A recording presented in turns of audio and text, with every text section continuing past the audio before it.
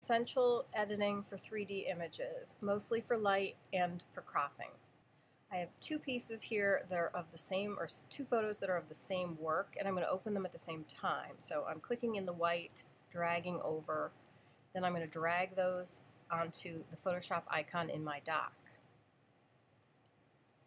So they're going to launch, and if they're not filling the screen, I want you to do Command plus to zoom in. You can also do Command minus to zoom out, just handy to know. This is my toolbar. The Move tool is the default. It's sort of the home base. First thing we're going to do is light adjustments. So go to Image, Adjustments, Levels. It shows us a chart of what we have in this photograph for full value range, from darkest darks to lightest lights. We have nothing that is super light in this document. The first lightest value that we have is about this gray, which is right here. And we have a lot of that. We also have some of the darks in here.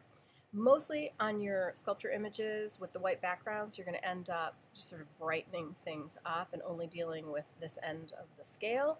So it's fairly simple.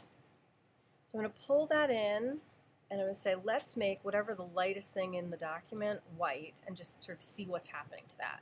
Now, it's feeling a little bit overdone. It feels like it's sort of burning things out, and they're looking sort of like hot spots. So I'm just going to temper that a little bit, just back off on it a little bit.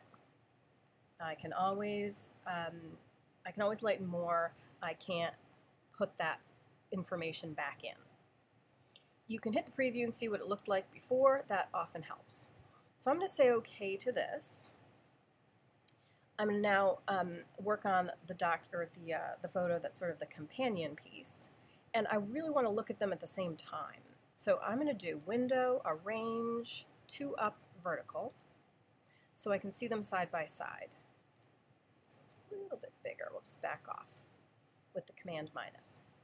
OK, Image, Adjustments, Levels. Again, pulling in the light values. I'll start right where the chart seems to begin. Again, it looks like really kind of overly burned out in our lightest moments, so we'll just back it up. And right now, the background on this one does seem darker than the one here, so I might be able to kind of head a little bit in. And they're not going to be identical because the lighting does switch, the light source direction and all of that is changing in each of them. We just want them to look similar. I will say OK. Next, I'm going to do a little cropping. The crop tool looks like this.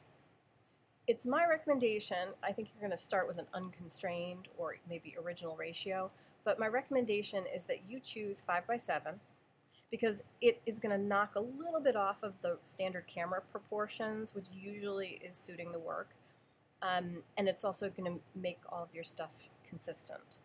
So with this one, since there's a big shadow over here, there's a little more of a visual pull on that side. So I could pull this in, crop a little bit off this side, and kind of shift this stuff more towards the center. If I'm happy with that, I'm going to hit Return to commit. Now on this one, so since I'm still on the crop tool, it's ready to go, still has the 5:7 proportion.